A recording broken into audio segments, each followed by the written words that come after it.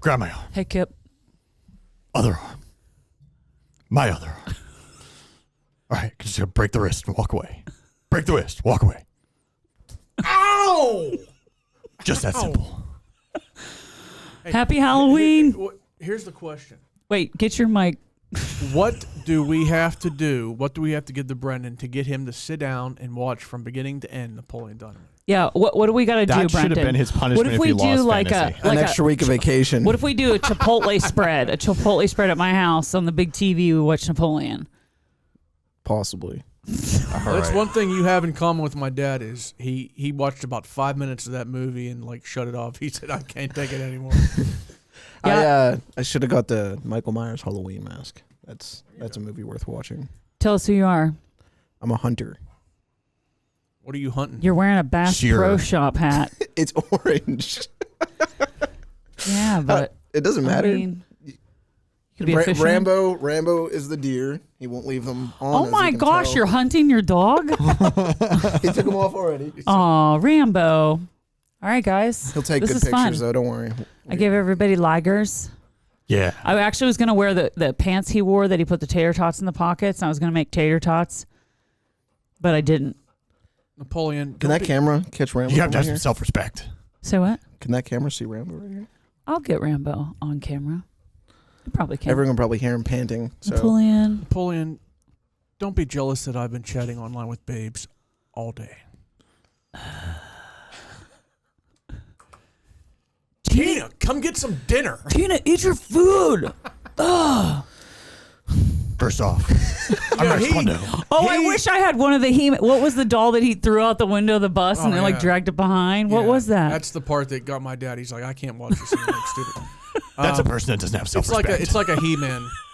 But he would have been a perfect Uncle Rico because he's always talking about his great high school football career. Oh my gosh, you No. would have been a great Uncle Rico. I had a terrible high school football career. Actually, I can, Yeah, but that's why I can Uncle sling the Rico ball is the good way he now, is. though. How much you want to bet I could throw a football over the mountains? Over the mountains. John standing in the corner never interviewed me, so that Back- tells you how good of an athlete I was. Back in '82, I could throw a football quarter mile. Are you serious? I'm dead serious. Here, I'm supposed to be Kip, and I'm throwing out everybody else's Why line. pretty why didn't you much, guys pretty reach out much. to the guy who wrote that movie and see if he'd talk to you guys today? Because I could have just bowed out, I'll do gone and that. got no Chipotle fun. a little. No, you can still go get Chipotle. You have your liger. I got to bring my dog home now, so. You have your I liger. do appreciate that you're using the buddy system here at Rex Kwon Do. We use the buddy system. That's rule number 1. You have somebody watching your back At all times. You think I go home to Starla every night looking like this guy? Look like Peter Pan over here. Peter Pan. Do you think That's anybody exactly what wants a it roundhouse was. kick to the face while I'm wearing these bad boys? Wait, let's see Forget those. about it. Yeah, Let's stand see up, those Jay. We gotta bad get boys. this. Rex Kwon Do. Bow to your sensei. Yeah. I am Butler Eagle sports writer Derek Pida, and here with me today are fellow sports writer Brendan Howe and Eagle sports editor Jake Murda Adams. This is season 2 of the Alter Eagles Eye on Sports.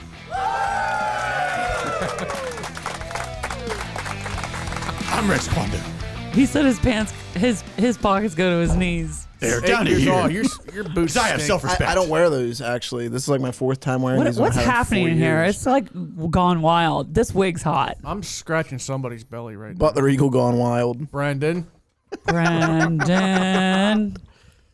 Well, you have a very special person here today that's going to join you guys. I just was Yes, taking we a do. little bit We of. are getting photos after He's this. very, very Oh, special. we're getting Okay. photos. I All feel right, like we can need I- to go up to the newsroom and get photos too, like and like in Oh, the yeah. conference room. I might post on Instagram, honestly, if Rambo. We're gonna get We're photos gonna after have this. we're gonna have to do like a teaser video of this of just like tune in. I think we Thursday. should do A one TikTok. walking down the hallway. That song that Napoleon's walking to, and I'll make Okay. it slow motion. We Okay. should walk down the newsroom hallway. I'll do that. We're doing I that. should have fashion brought show. I'm just gonna Come walk with like this us. the whole I should've You brought have to my- be in our video. I should have Fashion brought my show. Napoleon Well, Dynamite yeah, soundtrack. yeah, I have sure. the soundtrack. I do. John wants to be part of a fashion show. John's gonna be a I know part you've of never it. been part of a fashion show over there. And Rambo can be a part of it. So unfair. He can't speak for himself. When he gets on You and I here, have the he's same gonna have so many glasses. things to say. I know for we you. do have the same glasses. It's great. I'm ready to start talking some football, though. Let's start talking football. I gotta pull my Okay. laptop out. All right. I'm gonna let John come in. Sign up for my class. 8 weeks for $300. You got tater tots in your pocket there? I was going to, but I didn't have time. And I couldn't find those pants. They were very similar. They looked like those pants, but they were like these like blue with like, they had like shimmer stuff on. Oh, hey, what's up, dude? Just got to play like the Lady in Red Hunter song and the deer. He doesn't want 'em when on. you hold that sign, even though that's from Dodgeball. Your dog cannot be any clearer to you than he's being right now. Attention. I'll let him loose on the street and be clear. He'll run right to me. He'd find his way to your house. Yes. All right, John, welcome to the show. Oh, thank you. Good to have you Jake. back. It's great to be back. Yeah, in time for football playoffs. Absolutely. I will be operating as host today while Kip over here waits for LaFonda to arrive on the bus, and our Hunter hunts, and our Banana does Bananas. bat tricks. Do a bat trick, Banana. You know, I tried the bat trick. I've failed miserably. So He knocked Darlene in the head with it. So. there will be no bat tricks. We're gonna kind of dive in today pretty quick here because we got a lot of ground to cover. We want to talk a little bit about Week 10 football, and we're gonna go into the playoffs. We got 5 teams playing, 4 of them this week. No interview today. We got John on the show the entire time. All right. So let's dive in first. I want to talk a little bit about some of the teams that are not in the playoffs. Just kind of recap a couple of the seasons here.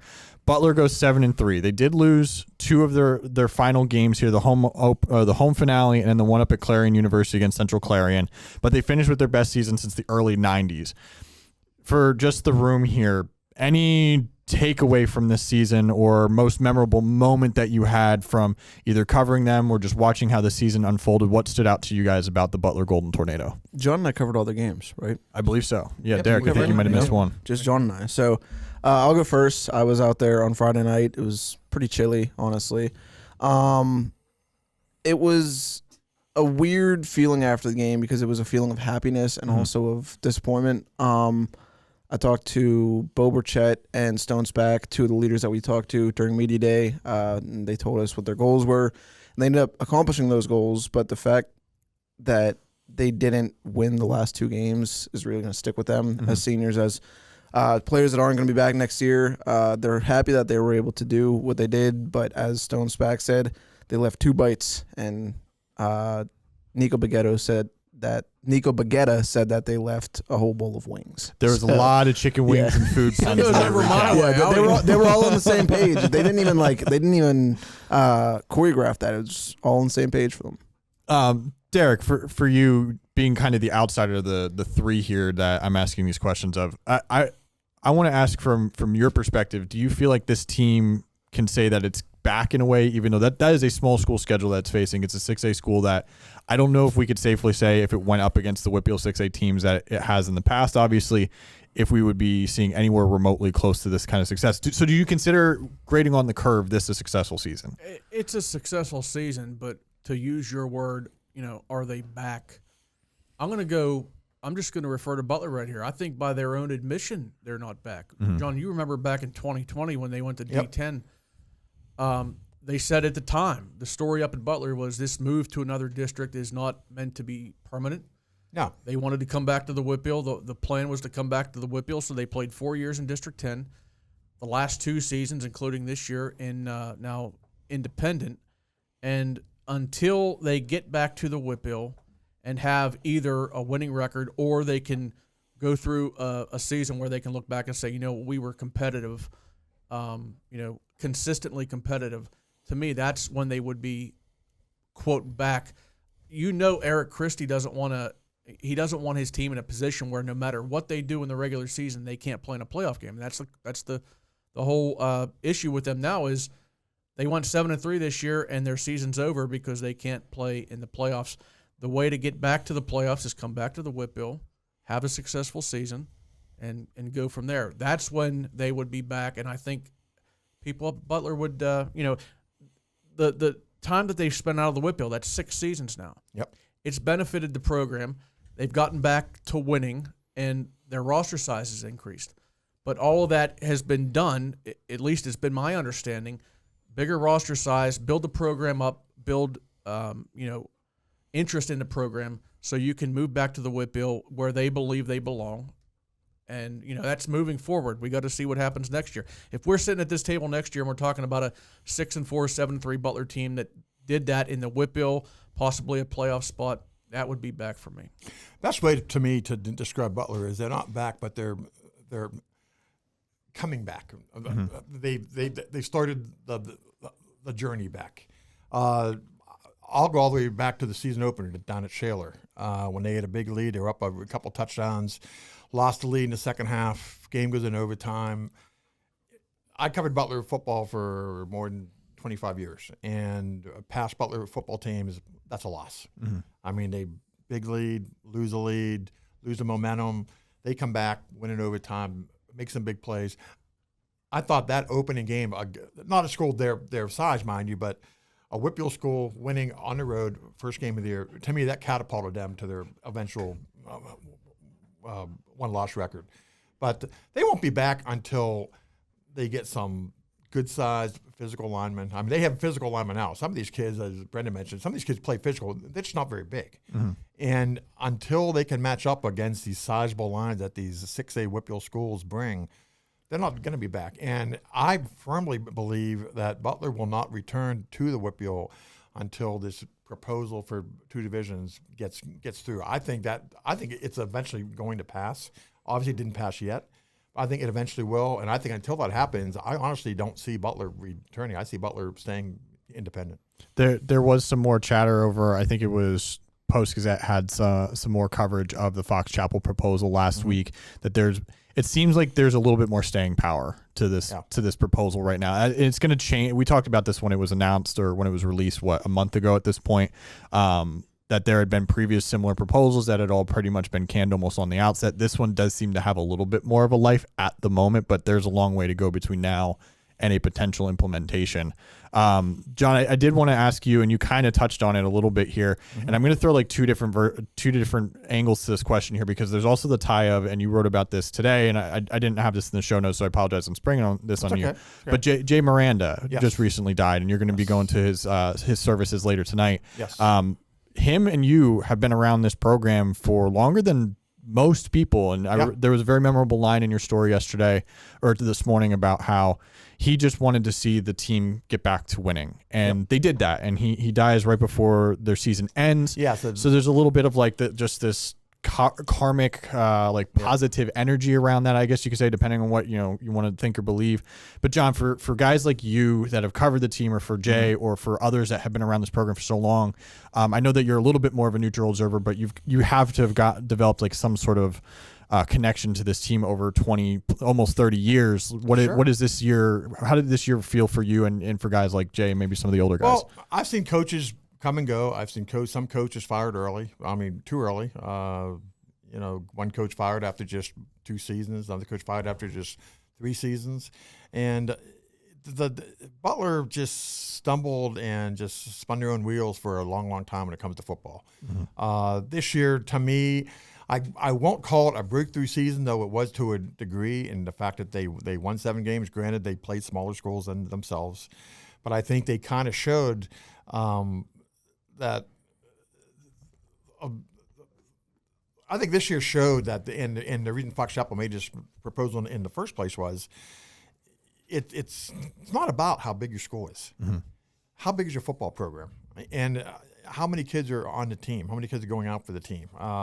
What kind of success have you had? I mean, the WPIAL in high school sports in general, not just football, it's about competition.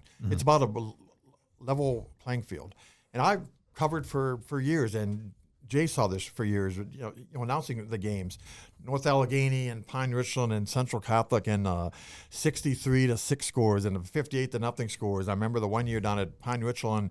Pine Richland had, I think, 95 players suited up. Butler had 22. It was just comical. Yeah. And it was sad. And Pine Richland won that game like 77-0 or something like that. To me, that it's not even sports. It's just, that's how lopsided it became. That's why I do believe, while this was a fun year for Butler football, and their skilled kids did have a chance to shine, against a level playing field. To me, it just showed once again, though, it's not the system of high school football in Western PA is not fixed yet, because if Butler went back to the WPIAL next year, given the success they had this year, and they played North Allegheny or they played Central Catholic or wherever, those scores are going to be similar to what they used to be. Mm-hmm. Speaking of 6A, moving on to a different team here, Seneca Valley. William Pitts was there for us. News reporter, has been seeing a whole bunch of blowouts. He took the Brendan role this year of covering as many blowouts as humanly possible and gets rewarded at the end of the season with, it was the story of the football season. I looked at the metrics over the weekend. That game story got more people reading than anything else we've written all year. That's how excited Raiders fans seem to be, and probably even some North Allegheny Tigers fans were despondent about seeing that score. Just real quick from you guys, none of us were there. What's your takeaway on Seneca Valley's huge upset win to end the season? No playoffs for them, but this was kind of like a Super Bowl environment, I guess you could say.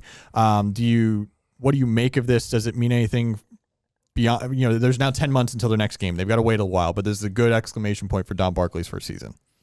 I think a lot of times you'll hear a coach say that the next season starts not long after the previous one ends. As far as the weight room, I wouldn't be surprised if there's kids on the team next year who would not be on the team if Seneca Valley had gotten, let's face it, if they had gotten drilled the other night like most people thought they were going to. Yeah, us included. That win can create interest in the program. It can create, here's Jake's word, momentum going into the offseason as far as the weight room. And I honestly believe a kid's attitude in the weight room, a team's attitude in the weight room in December, January, whenever, I absolutely think, and that can just carry over. It can be kind of a snowball effect in a good way. Just pick it up and work. A few kids join that maybe if they were there on Friday night. I read Will's story. I mean, it was like literally players were being hoisted on people's shoulders, being carried off the field like Rudy. A really good photo too of Barkley with his kids afterwards, just celebrating with them. Absolutely, I think it can create interest in the program that may not be there if the game ended up 40-6 like most people thought it was going to be. I think it can create momentum, or whatever word you want to use, going into the offseason. I was going to say belief. Yeah, belief. I feel like is an apt word in this situation. Brendan, what are your thoughts on this? I would kind of go against what Derek said. They beat North Allegheny, but there were winnable games before that. And we talked all season about them being so up and down and up and down. They would lose to teams big that we thought they would beat, and then they would beat teams that we thought they would lose to. So if they would have played the way they played on Friday night against some of the other teams, we might be talking about them playing this Friday too. So I'm sure it's exciting for them, but in a way it'd also be a little confounding. Like, where was this in settings where we could have locked up a playoff spot? I think, can you chalk that up to like the inconsistency of just the first year new program and everything, and just like the learning curve that goes into I don't know, John, your thoughts on that or something else? Well, I think what that win does, I don't believe in momentum carrying from one season to the next. I do believe in momentum can carry it during the same season. But what this changes is the attitude of the program. Beating NA in the season finale is a step forward for that new program, and it is a new program. You have a new coaching staff. They're kind of starting over down there, trying to reestablish themselves as a 6A, but strong team in WPIAL. That's what that win does for them. And I agree with Derek in the sense that had they lost, like Derek said, 40-6, you would not see the same attitude. Yeah. You would see, man, we have a ways to go. I don't know if the belief in Coach Barkley would totally be there. I think when closing the season, beating a team like NA, they're a bitter rival, their next door neighbor. It's definitely a positive step, and I think that's how I would view it. It's a change in attitude, not a momentum. So moving on, round the horn here real quick. Any other takeaways about any of the other teams, whether last week or season as a whole? I'll go with just not going 0-10. That was just a really tough thing to watch for a team that had a lot of hopes. We knew that they lost a lot of talent going into the year, but TJ Wiley was really excited about the intelligence, the football IQ of his offense. He talked to Brendan, I believe it was, back in our football media day about, how good they were during 7-on-7s and how quick they were at picking up schemes. And it was just a really tough year. Obviously, as reporters, I don't personally like to see teams go winless. I always think every player deserves to get a win at least, no matter how bad a team is. Rooting, quote unquote, for a bounce back next year. But that was kind of my other big takeaway beyond these two teams. Derek, how about you? We mentioned Will Pitts, who just covered that incredibly emotional Seneca Valley win over North Allegheny. He also, at the start of the season, covered Coudersport playing Montauk. That's true. Where they won. Everybody was picking against them. And Will Pitts is kind of our, hey, go cover this game. It's going to be a crazy ending, a crazy And in atmosphere. between, you're going to get a bunch of blowouts. But you bookend it with great games. But I'm going to go with Montauk because, they were coming off their own winless season. Clay Kohlmeyer's first year. They won 3 games, Coudersport, Bucktail, and Union City. And admittedly, if you look at those opponents combined, those 3 teams, I don't think they combined for 5 wins this year. Yeah. But it's still a step forward. Now, are they to the point where next year we can expect them to compete with Karn City? This year that game was a blowout in the Gremlins' favor. I don't know, but it's a step in the right direction. And I hate to throw a cliche out here, John, but a journey of 1,000 miles begins with one step. I'm serious. I mean, it's a cliche, but it's a cliche because it's so true. They had to move forward this year. It was imperative that with a new coach, kind of a fresh start, that they move forward, and they did that by going from 0-10 last year to 3 wins this year. We'll see what if they're able to take the next step next year, but they're headed in the right direction. That's for sure. Brendan? John, does him saying 1,000 miles make you think of that song?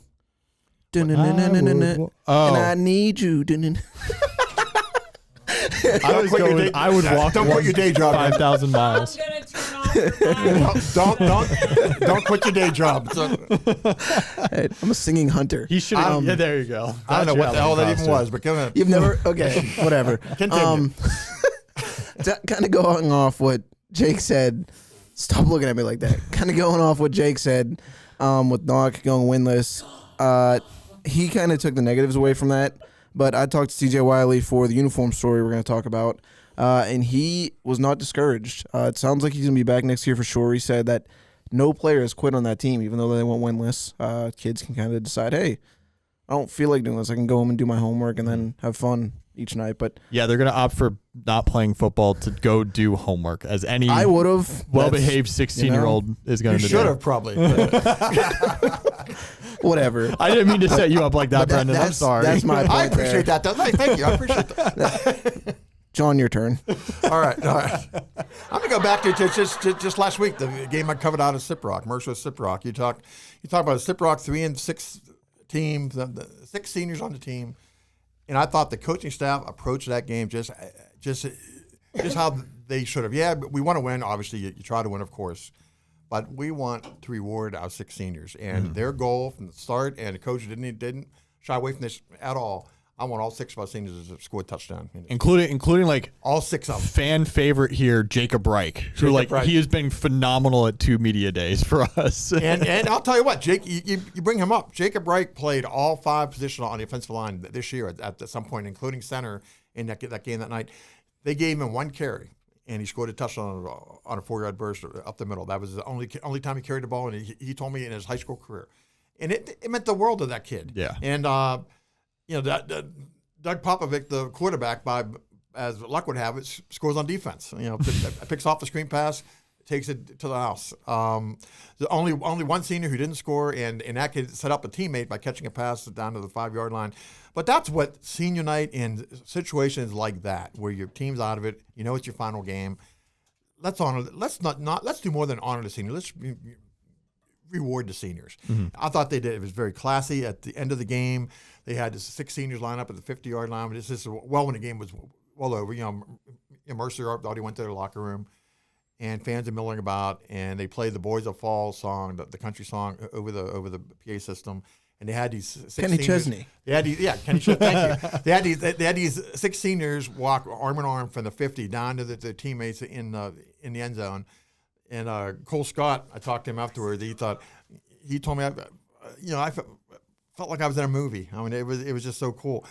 Anyway, kudos to Slip Rock. That's the way to bow out on senior night when you're not going to the playoffs. I did appreciate, John, your story on Friday was really good from that, and I had a joy in the rush that is Friday nights reading that. I also appreciate in this very moment that Brendan, who is usually very somber and doesn't say much and react when other people are talking, goes, Kenny Chesney, very excitedly. You nailed that one, Brendan. You Could have worn the cowboy hat today. Didn't do that, though.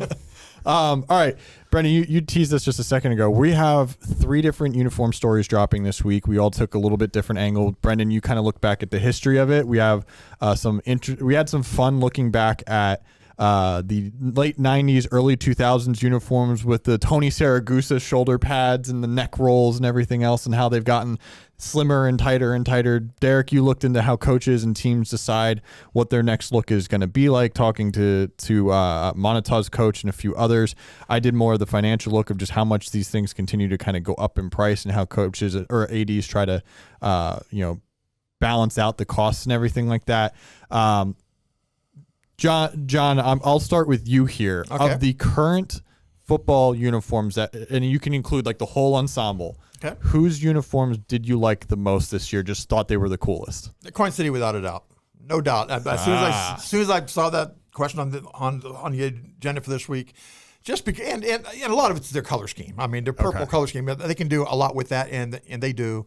And I think Coin City's uniforms, as long as they've always been my favorite uniform, always. So why is that? Because I think they're perfectly solid, but they're very plain to me. Mainly the color. I guess I'm purple? partial to the color. You don't see many high school teams with the color purple. There's very few of those.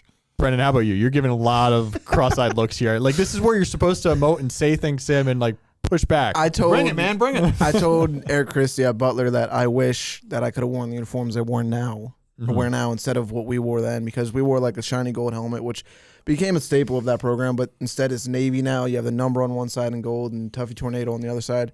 I think that's really cool, and they're just cleaner than the ones, like, it's not too much, but it's more than enough in my eyes. My biggest takeaway from the story I wrote that ran today, right? Yep. My biggest takeaway at this moment is it just shows John's longevity. that it went from being these hulking pads and loose jerseys that made longevity. that made you look kind of stupid. I think that's the nicest he's ever What said, word? the nicest word he's ever used about your career. It's a backhanded compliment. Well, I can honestly say that Eric Christie was thankful when Brendan turned in his uniform. There we go. Hey, traded out the jersey for the pen. I think I know why you like the helmets that they currently have, and I don't know if you realize it, because it's the Steelers helmet. One logo, one side. Yeah, but they have the numbers on the other side. I know, so. but it's the closest thing that you're going to get in most high schools to the Steelers logo. I also like the Steelers uniforms on Sunday, which was an unpopular opinion. So that is a very unpopular opinion, because I saw a poll of who had the worst opinion or who had the worst uniforms, the Steelers or the University of Miami. Miami. I have more of a problem with the result of the game on Sunday, but that's all I can say about those uniforms Sunday night were you look bad, you play bad. John was around the first time they wore those uniforms. That's all I can say. They weren't the bumblebees, at least. There's the smart aleck report that I got. Derek, how about you? Favorite uniform of this year's group? Union AC Valley. Okay, same. Yep, I love those. I will say this. When those schools combined for football in 2016, Union school colors are royal blue and gold. AC Valley school colors are royal blue and white. So when they combined football programs, you knew blue was going to be. Mm-hmm. But what I just wonder what would have happened if two programs combined like that, and one's color scheme was like blue and white, and the other team was like green and whatever, magenta. Yeah. But the fact that would be cool. Blue and they combined the two logos on the helmet, right? Mm-hmm. The U and the Falcon, and for Union, as far as the color scheme, I mean that's their colors to begin with, blue and gold, and of course AC Valley has always been royal blue and white. I just wonder. I really like the look. I think those colors go great together. I just wonder what would have happened if the two color schemes, the two school colors, would have completely clashed. Yeah. What would they have done? But it was made easy because blue and gold. Mars wears blue and gold. It looks great together. So I was going to say that too. Like the thing that I like about that color scheme and those uniforms is because so many teams around here and in general, navy blue and dark gold are two of the most common. It's probably the most common color combination in high school sports. And the just seeing the royal and the brighter like banana yellow almost that you've got on, it reminds me a little bit of the new but old again Pitt uniforms that they have. I also just like the bright yellow collar that UAC has had the last few years. It's my favorite uniform in the area for sure. All right, we're gonna talk about playoff football here. I have different questions for each of you guys. We're going to go from Class 4A down to Class 1A here of our 4 teams. Carson City not playing this week. They earned a bye into we didn't realize this at the time, District 9 and 8 sub-regional this year in Class 2A. So they will have at least 1 week off. I don't know if they will for sure play next week or if they might have 2 weeks off. We'll have to see. I'm going to guess it's 1 week. But we're going to start with number 5 Mars at number 4 Jefferson in WPIAL Class 4A. Mars is the 5th seed on the road after the season, a very good season. I'm a little bit surprised by this seeding there, but 4A bracket was pretty tough from everything I was kind of digesting over the weekend. Should the Planets, Derek, be underdogs in this game? Take out the seeding, quote unquote, but do you consider them underdogs against Thomas Jefferson? Yes. Okay. Why? Slight underdogs. It's like splitting hairs, but you said take the seeding out of it, but I can't. I got to mention the seed 5-4. It's like splitting hairs. I mean, it's you expect a 4-5 game to be close. I think it will be. I looked at both teams' losses. You have Mars losing to McKeesport this year, who's the number 1 seed in 4A. Aliquippa, who's the number 7 seed in 4A. And TJ's losses are to Trinity, who's the 2 seed in 4A. And they also lost to Avonworth, who's a AAA team, but an incredibly good AAA team.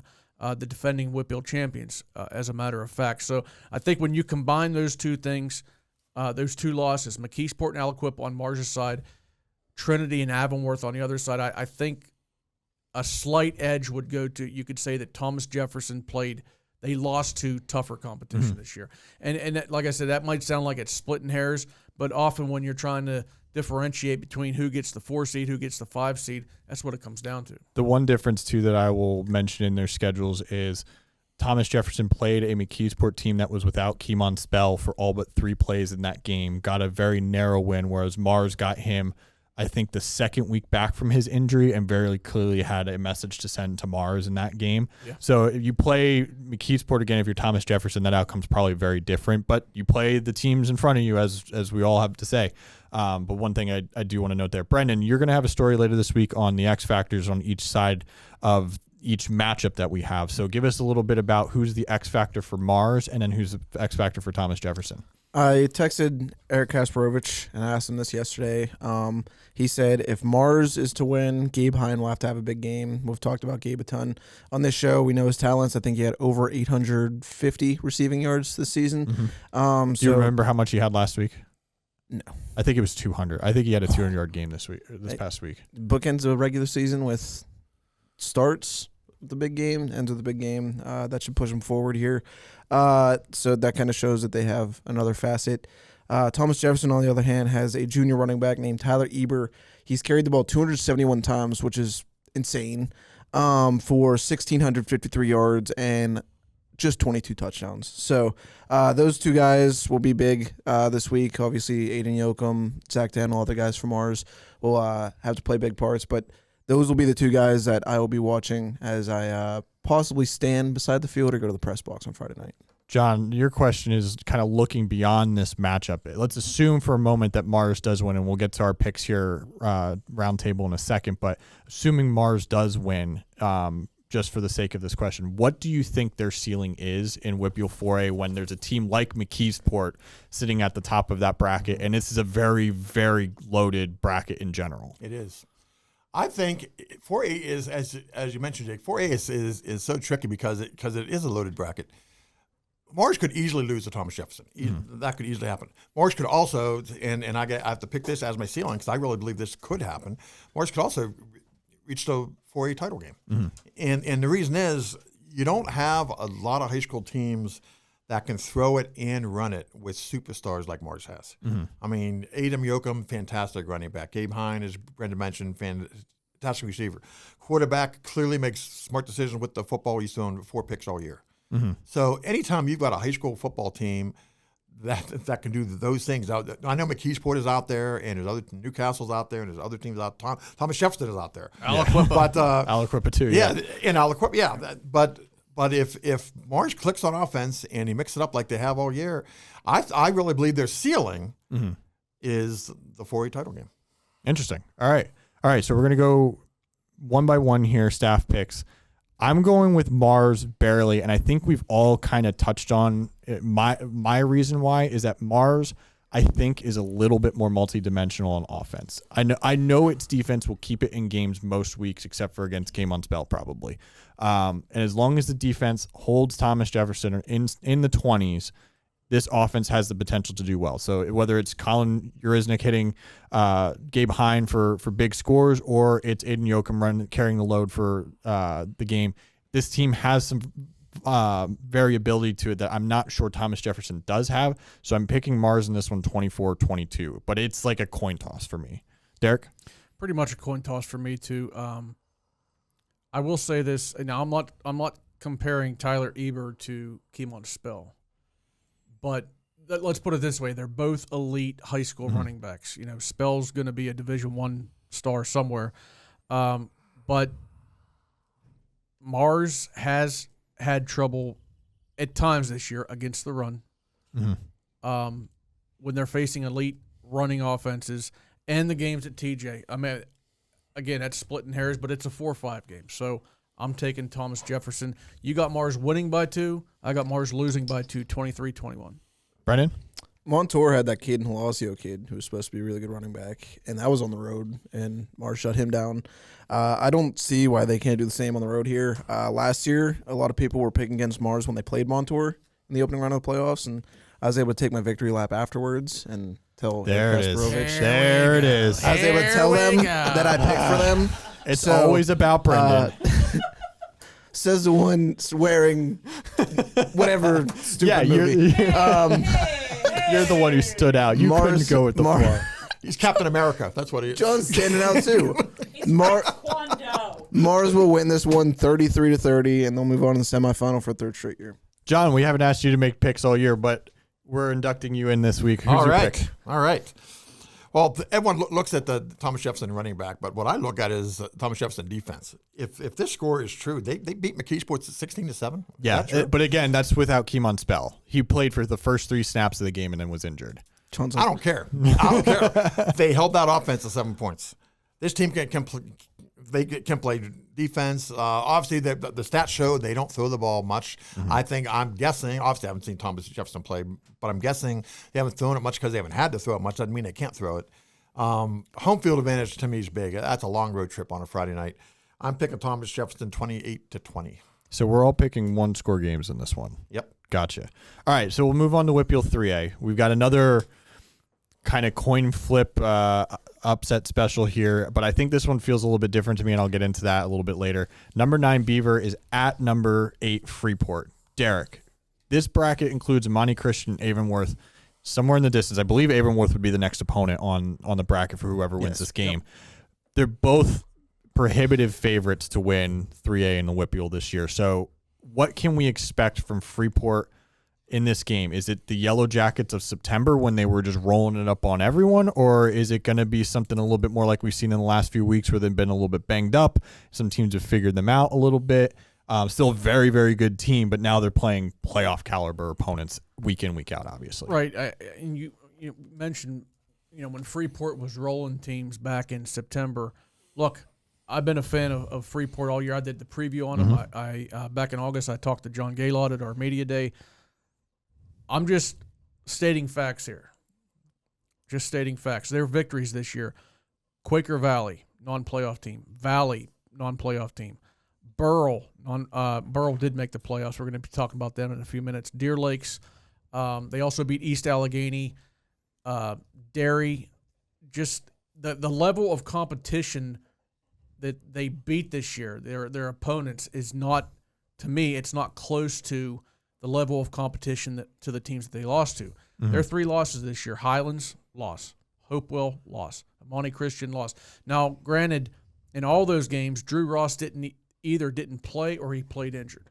So I think a lot of it comes down to how healthy, how capable, how mobile is Drew Ross going to be in this playoff game against Beaver. I don't know. Did he play at all in the Monte Christian game? Do you know? There was no pass credited in the box score that I saw. My guess is he probably set that game. Yeah. So I guess a lot of it comes down to how much was he able to heal up that ankle that's been bothering him during the week off. I just think Beaver plays in a much tougher conference. And I will say this, if Freeport is to move on and extend their season, they will have to have their most impressive win of the season. Maybe not point differential-wise, but just in terms of quality of opponent, this would be their most impressive win. Brendan, X factors for this game. Derek already mentioned Drew Ross for Freeport, which is my pick there. Depends on which version we see of him, the one that's hobbled, or maybe, like Derek said, he's healed up and he can run around, be mobile, and be who he is for that offense. On Beaver's side, they have a wide receiver named Philip Marino who has been very prolific this year. I don't have his exact stats in front of me, but he's been a star for them. I think 800 receiving yards. So they're going to have to stop him, and this is a much different Beaver team than I saw in the first week when they played Mars and got shellacked. Obviously, 10 weeks in, kind of find yourself. This will be a pretty close one, I think. I have him for 843 yards and 5 TDs according to Max Preps. John, do playoffs teams wisen up finally and stop kicking the ball to Amos Glenn? I think he's got 8 return touchdowns. Yep, he does. Here's the thing: you have to remember it's high school football. I mean, in the NFL and in college football, kickers know how to avoid a kick returner.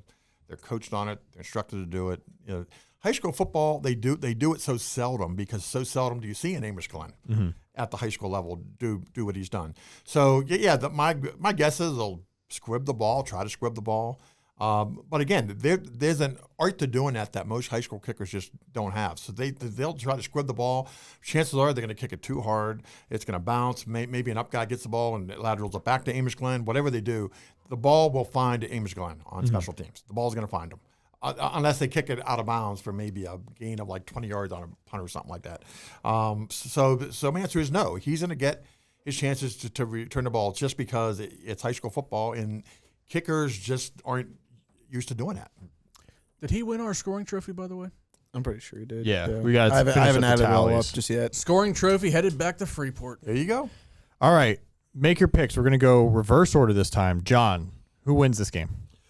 I think Amos Glenn does have a big game. The fact that Drew Ross did sit last week, wise move probably by John Gaylock, and in reality, they're not going to beat a Monte Christian anyway. Rest your quarterback, get ready for the playoffs. That's going to pay off. Freeport wins 27-14. Brendan. Freeport 21-14. Beaver 30-17. Oh, all right. So we've got Derek's a chance trying to gain for some ground. He is what he's is trying to do. Going Bobcats here. Going Bobcats. I do have Freeport in this one, and hearing the very good analysis from all three of you guys, I'm kind of questioning what I wrote down, but I'm a man of my word. I have Freeport winning this game 37-23. This is strictly if Glenn and Ross are both healthy enough to carry this team the way that we saw earlier in the season. If so, I think this offense will do enough damage to walk away with a first round win. All right, WPIAL 3A first round.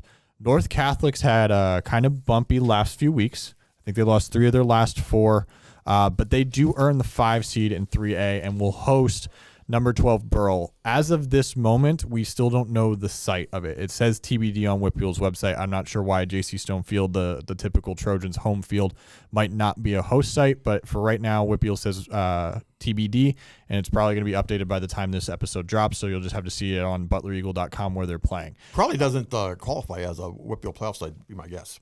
JC Stonefield. Gotcha. I don't think it qualifies. Pretty tiny venue there. Yeah. Okay. Well, I'm glad to know that one. I learned something new every day.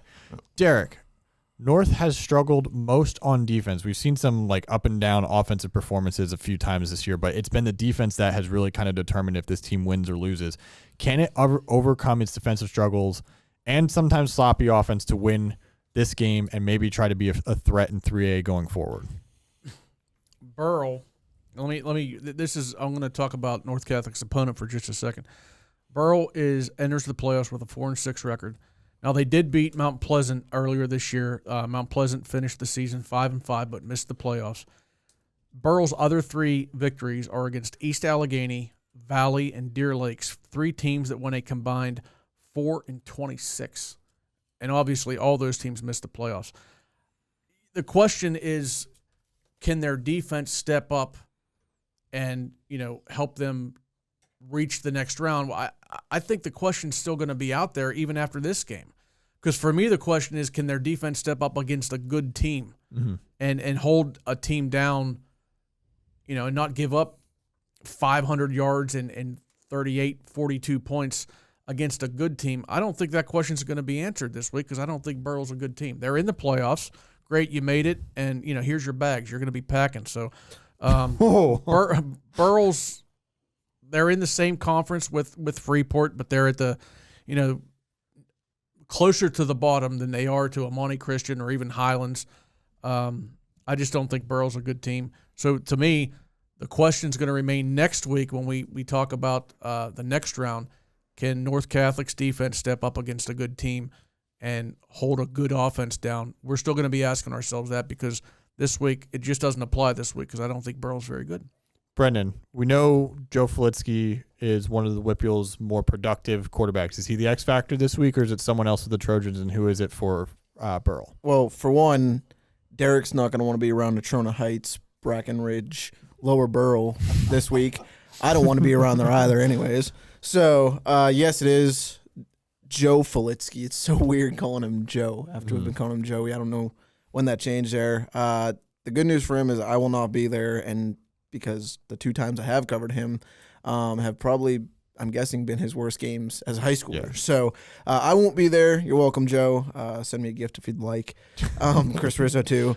Burrell, their quarterback, Antonio Perkins, does not stand out because of his passing as much as his rushing. I'm not sure if they still run that wing T style of set. I don't think any of us have covered them this year, but I covered them a few years ago. They wore camouflage jerseys, like the ones Butler used to wear, and they ran a wing tee, and I could not tell who was carrying the ball in any of the plays. So the stats that night were completely messed up. But anyways, he has 208 carries for 1,652 yards and 25 touchdowns. That's crazy. On the ground. So he will be someone to watch. I saw North Catholic have struggles with the ground a few weeks ago against Avonworth. I'm not sure that Antonio Perkins is Luca Neal for Avonworth, but we'll see.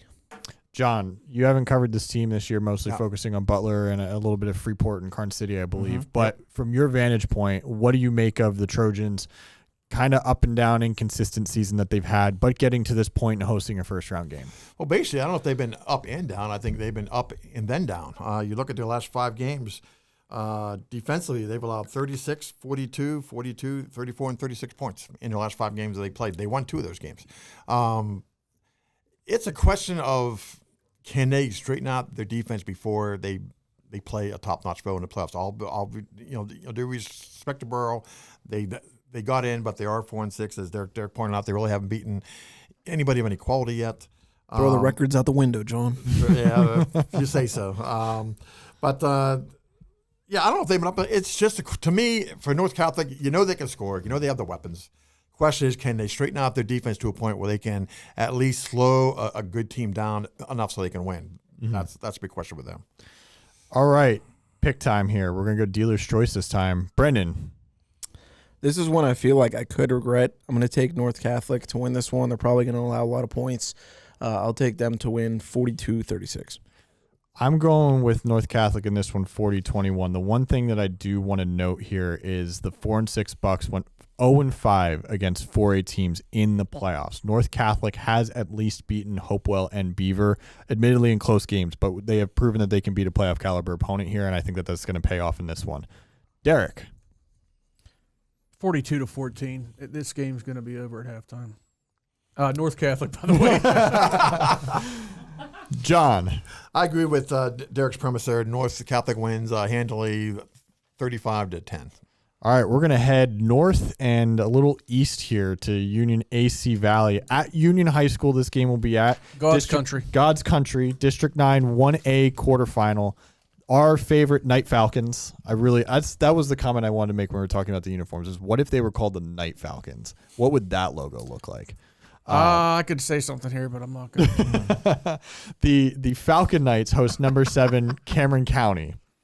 Derek, can you put into context, and we've talked about this a little bit on offense or in the office. Brendan, you did a good story about this a couple weeks ago, but put it into context how good this team has been, going 9-1. It's 10th season as a co-op, being in 1A, all the stuff that surrounds that. Like, what do you take away from the success this team has had this season? Well, I go back to obviously they've played tougher opponents. Of course, the game they did lose against Port Allegheny, defending state runner-up. But there was back-to-back games this year. 3 straight weeks they beat Montauk, Kane, and Smethport by a combined score of 127-0. Now I know Montauk, they're still trying to get that program off the ground as far as getting back to respectability. Smethport was not good this year. Kane's 8-2. Mm-hmm. Kane is also in the District 9 Class A playoffs. Union AC Valley beat Kane 30-0. Now, I don't know all the circumstances surrounding that game. Maybe Kane had a couple players out. I don't know, but they're 8-2, and Union AC wiped the floor with them 30-0. So, and we have been talking all year about Max Gallagher and Logan Skabinski, the two-headed monster that the Falcon Knights have in the running game. I'd like to put numbers on things, Jake. I like You're a numbers guy. right there. You're a math man. Gallagher and Skabinski, these are their stats entering the playoffs. They've combined for 1,979 yards rushing, 32 touchdowns. And Gallagher, get this, 107 tackles leads the team.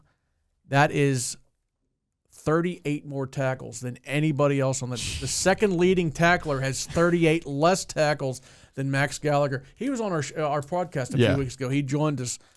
What a great athlete. It's a great story for Union AC Valley. This is their most successful regular season that they've ever had as a co-op.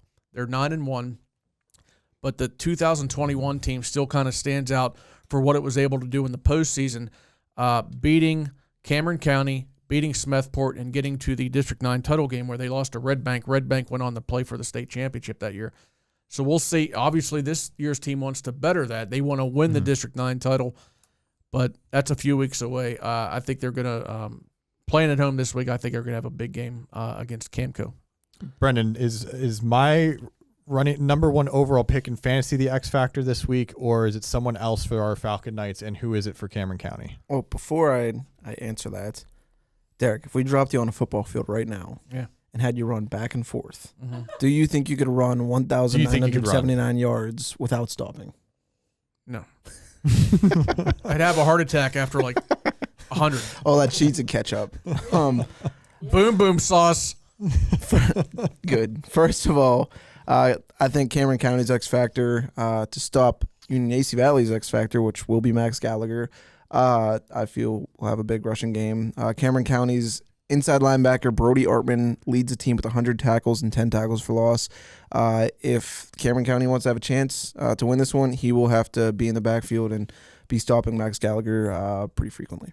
And what about Max Gallagher? What can you tell us about him? Kind of what you guys said there about what he's split with Logan Skabinski. I've talked to him multiple times at this point. Really nice kid. I joked with him about not having internet, if you remember that. Yes. But yeah, he's another one of those guys that I wouldn't want to step in front of. He plays fullback, so he has that bruising style, and like you mentioned with the tackles, someone that would not be fun to take down. Gallagher is approaching 1,100 yards, so he's got over 1,000 now. It's look, Max, if you're listening to the show, this is all in jest here, but I am going to say it is very frustrating that my number 1 pick in our fantasy league was almost immediately usurped by Logan Skabinski in terms of production within 2 weeks. Skabinski was like a very solid number 2, but has become like arguably their 1A running back over the last 2 or 3 weeks. He's been that good. Dan Reed's not complaining. None of them are complaining. None of them are complaining. John, speaking of running backs, a freshman quarterback. Yep. Andrew Kiefer for the Falcon Knights has been in the perfect situation for a rookie quarterback. He's got a really good defense that supports him and gets the ball back for him all the time. And he's got 2 elite running backs that take a lot of the workload, shoulder a lot of the weight for him. Mm-hmm.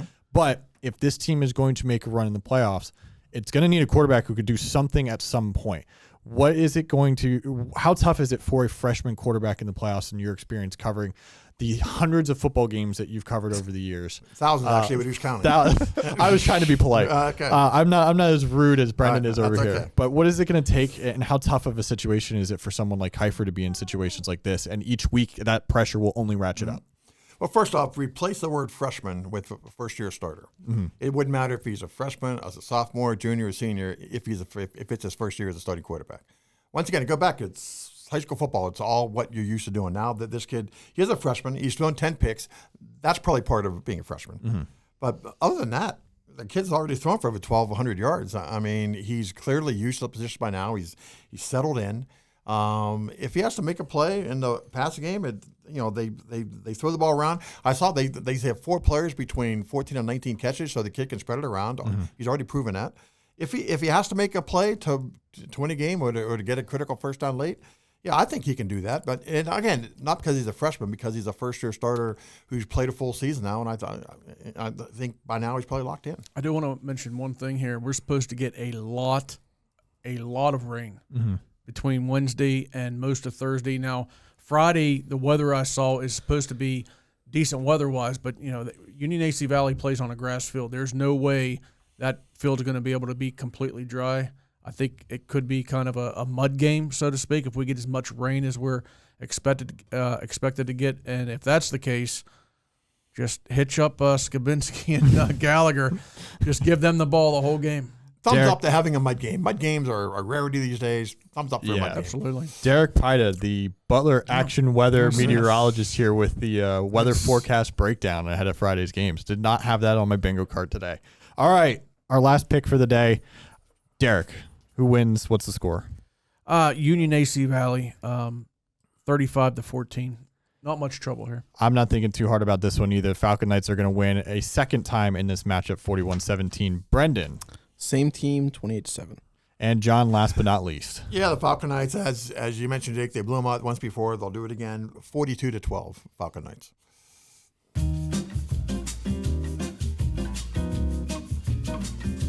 Oh, jeez. You see my record? It's 2-7 now, John. Come on, Derek. It's 2-7. Yeah, I will update the fantasy results next week. I want to give it a little bit to make sure we get some accurate stats from teams. We do not have the updated staff picks, but Brendan is 1 game up right now on me after a 9-2 week I think you had, and I went 8-3. If it's okay, after this trivia segment involving Derek, I have a bonus trivia. I'll throw out the other 3 you guys. All right. We'll make Brendan 0-1 for the first time. Straight. Derek, it's been a pretty well-publicized thing that Aaron Rodgers won 4 MVPs. The second most in NFL history. Who is the only player with more than him? He's won 4. All right. Rodgers has won 4. I'm going to I'll take I'm just going to take credit. I can't get out. I'm rock bottom. I've missed, 6 in a row? Peyton Manning. That's it. Yeah. All right, back on the beam. Getting back on that horse. Yeah. Now I'm 3-7. This is what happens when you sign up for Rex Kwon Do's 8-week class. May I toss out my bonus trivia question? Go for it. Okay. Max Scherzer of the Toronto Blue Jays is trying to become only the 3rd pitcher in baseball history to win World Championships 3 times and be a Cy Young winner 3 times. Who are the only other 2 pitchers to do that? 3 World Series titles and 3 Cy Young awards during their careers. Paul Skeens. Kurt Schilling. No. Pedro Martinez.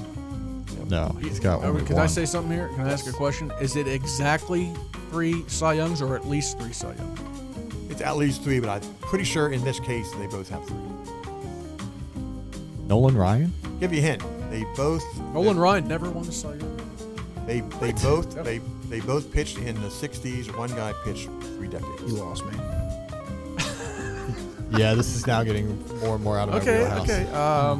And clearly, both are Hall of Famers. Bob Gibson. No. And one was in attendance at the game last night.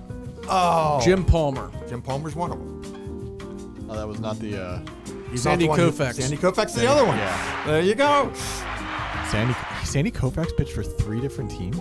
No, he won the World Series 3 times. It did not. Okay, I guess I think I was kind of messing myself up. It is crazy to think about a guy who accomplished as much as Nolan Ryan. Nobody's ever going to touch his strikeout rate. Oh, no. Over 7,000 strikeouts, never won the Cy Young Award. It's crazy to think. Nope. No, he did not. Welcome to On Butler, our weekly segment where we talk about something outside of Butler County sports, whether that be professionally or collegiately. I'm sure Derek didn't have fun on Sunday night. Neither did I. I'm not looking his way. If you could go back into this offseason and change one thing that the Steelers did, what would it be? John. Okay, so we're going back to preseason, right? Offseason. As soon as the preseason Super Bowl, moves. by the way, the Eagles won that, was over. Yeah, kind of. There, Thank you. there you go, Brendan. That's how to do it. If I I don't know what I did, but that's how to do it. If I could change one thing, I would have made a deal or signed number 2 wide receiver. I hate to say this but I'm going to do defensive coordinator. There's talk now that they should fire him, Terrell Austin. They're not going to. And just make Tomlin in was the charge last of the time he defense the rest of the Tomlin year. literally said today that Terrell Lawson, nice guy, by the way, very nice guy, that he's capable, that he's thorough, and that he will not be taking the play calling duties from him. And I'll say this, like, if a dude, I think we talked about this a week or 2 ago, if a dude like TJ Watt is not producing, like, that's not coaching. That's Right. player. Now, again, you watched Sunday night's game, right? Yeah, I mean, I did. on plays when I really, TJ Watt's supposed to make an impact, but there are a lot of plays, especially what Green Bay ran on Sunday, where Love was getting the snap and it was like, boom, ball's gone. Mm-hmm. So you can't expect TJ Watt to get sacks off. But here's the thing, a pass rush is only one aspect of a defense. It's a big aspect, but what about the guys covering? What about Slay? What about Ramsey? What about Joey Porter? I mean, you can't expect a guy to get to the quarterback, even if it is TJ Watt or Highsmith or Herbig or whoever. Sometimes you got to rely on your guys covering the receivers. But here's the thing. This is back-to-back games now where the Steeler defense started out fine.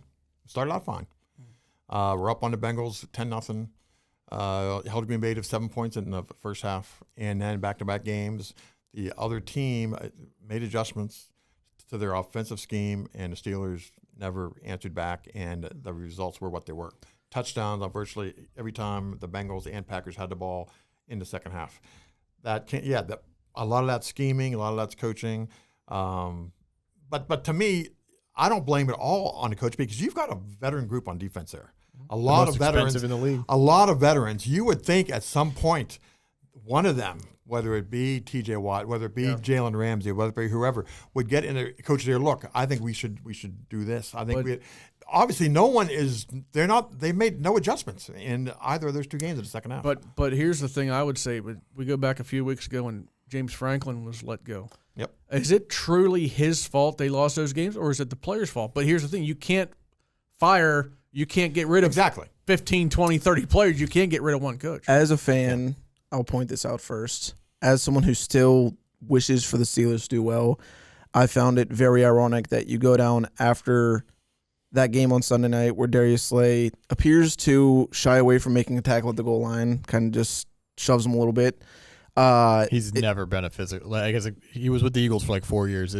Tackling is not. He'll do it sometimes, but he definitely tries to avoid it. It's not his forte. He's been picked apart over the past few weeks too, and you go down as everybody's interviewing him. He's wearing a gaudy diamond chain that says "Big Play" on it. I just thought that there was a touch of irony in that. And you mentioned veterans, kind of the fact that they should respond to adversity better.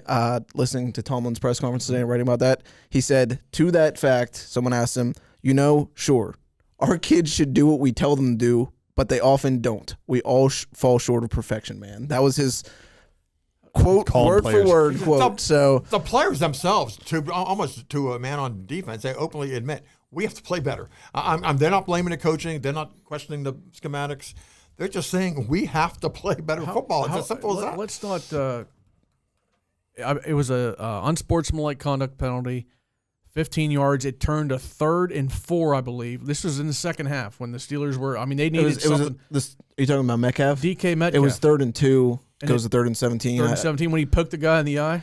So Alan said this. I'm still debating doing it because I go on Thursday and Friday. Alan said, because I was joking, because I talked to DK, I think more than any reporter at this point. Quick story here. Alan told me that I should wear safety goggles going up to talk to him. We don't know if we find that funny or if I get punched in the face. Either way. One other point on that Steeler Green Bay game the other night. 2 plays. You guys are going to remember the plays well if you saw the game. Pressure was on Jordan Love. He threw off his back foot, threw under pressure, threw a couple of lame ducks down the field. They were lame ducks. Defenders did not react to give up long completion on both plays. Both of those passes should have been picked. Or at the very least, incomplete. Of what I'm talking about. Or at the very least, incomplete. To me, they both were easy picks. They didn't play the ball right. It's that simple. Speaking of interceptions, soccer.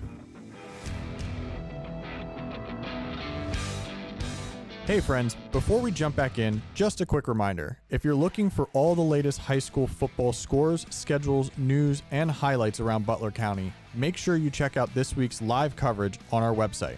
It starts every Thursday with features, previews, and more, and continues Friday evening with a live blog we update throughout the games and post-game recaps after that, so you don't miss a thing. ButlerEagle.com/section/sports has everything from local highlights to player spotlights. So it's a great place to stay caught up on all things high school football, soccer, and the rest of the fall sports. That's ButlerEagle.com/section/sports. Also, if you're enjoying this podcast, it really helps us out when you rate and review the show on Apple Podcasts, Spotify, YouTube, wherever you listen. And don't be afraid to tell your friends and family. We love word of mouth. It not only helps more people find us, but it also lets us know what you'd like to hear more of. Thanks for your support. Now let's get back to the show. Yeah. Right. Let's talk soccer, Jake. Derek, you were at the Carn City soccer. District 9 Boys Soccer Championship game, which they won their 9th now and their first since 2021, I believe. 2022. 2022. We're just going to kind of go round table here real quick on just the last couple of things, talk non-football for just a second here. Carn City girls will play on Wednesday, so we will not have anything on this show about it just because the episode will drop 2 days after we're recording. But Derek, boys soccer game last night, you saw a winner, first one that we have so far in our coverage area this year. Any thoughts, anything that you want to share? Well, it's kind of neat to think about. R.J. Carson, he's in his 3rd year as head coach of Carn City Boys Soccer. His first year, they made the district title game but lost. Last year, and John, you would know this too. Last year, they missed the playoffs for the first time that I can ever remember. Yep. They were always in the district playoffs. Last year, they missed it, and here we are talking today about Carn City Boys Soccer as District 9 champions. So, in just 3 years, RJ has kind of gone like the full gamut of losing a title game, not even getting to the playoffs. Now they're district champions. I thought that was pretty neat. And here's the thing. It's very easy to root for RJ. He's a very humble guy, kind of soft-spoken. I kind of walked past their huddle at halftime last night, taking Rob a piece of pizza, by the way. He was very, very excited about that. I got a text about that. I kind of walked past where Carson and the Gremlins were kind of huddled up, and you know, he was given directions, and you could tell he was kind of trying to raise his voice, but it's like yeah, he's such a mild-mannered guy that obviously the message got through. They won the game, but he's a easy guy to root for, and we'll see what they can do now. Actually, they play a sub-regional on Thursday playoff against either Somerset or Bedford on Thursday in Brockway. So good luck to the Gremlins. One of my favorite things of going to cover a team's game for the first time is trying to figure out who the head coach is, because some teams you can look and go, that guy's the head coach or that woman's the head coach. And there's other teams you walk up to is like, no one stands out in the way that screams head RJ's coach. tall. If you put a beard on him, he'd look like Abraham Lincoln. He's very tall and slender. That is an image. I want to Kinda see like him Brendan as he should go as you should text him and tell him he needs to be Abe Lincoln for their game on Thursday for Halloween. All right. I'm going to throw this out to Brendan and John here. You have topics of PIAA cross country is this weekend. Mars soccer is out, both of them out for the first time in who knows how long before the district semifinals here. Plus, we have some other potential district championships. We know Seneca Valley boys is in, or girls is in after last night. The boys are playing for a spot tonight. What's a takeaway or something you're watching for the rest of this week that you want to talk about for 30 seconds? Last night, covering Seneca Valley at North Allegheny, their girls team,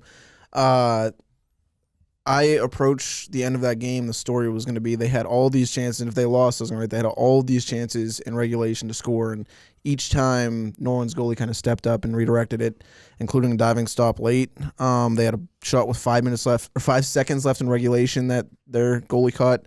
And going up and talking to Mark Perry after, turns out he pulled his starting goalie and put in his backup goalie late in the game. I'm not sure exactly when, but she was in goal for the shootout and made the needed stop that they required to win that game. And then her name was Bryn Hauser, and the girl that kicked the winning goal, Madeline Marcotte, she kicked the last penalty kick, or one of the penalty kicks last year, went off the crossbar in the WPIAL championship game. So this time she redeems herself. They get back to the championship round, and they're both very excited about that. John, how about you? Well, I always knew at some point that Maury's boys and girls soccer would get knocked out of the district playoffs somewhat early. I didn't think it would happen during my lifetime, but it has. District 9 soccer, I've never been able to understand how other teams in the district can't at least approach Kearney City, especially on the girls' side. Mm-hmm. I mean, it's year after year. Kearney City dominates. I know that they're not the number one seed this year. Elk County Catholic is, but it just amazes me though for so long a period of time that Kearney City girls soccer just continued to dominate there. And one other thing, cross country is all about dedication. It's all about being motivated within yourself. Kudos to every kid who makes that state meet, because that is all about self-dedication. That is, I had spent so many weekends in Hershey covering the state cross-country championships at 9 a.m. until 1 p.m. or 2 p.m. 1 a.m. Because in Carlisle, we had teams in 1A, 2A, and 3A, all 6 races, and we usually had someone going for some sort of medal. So 9 a.m. I'd be there.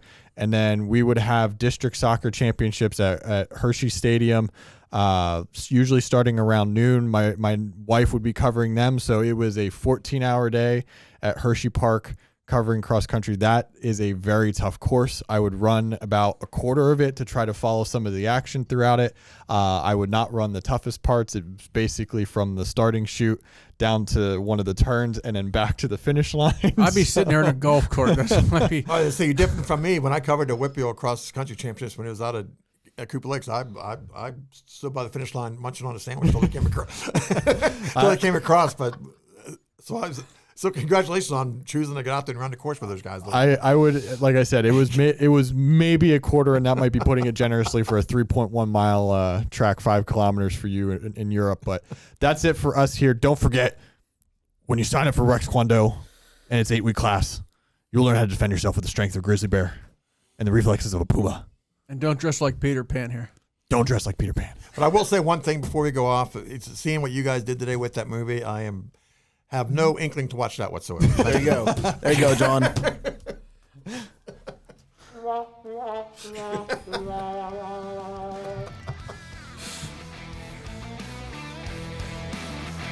We encourage you to subscribe to the Butler Eagle YouTube channel and Apple or Spotify podcasts or your favorite podcast platform.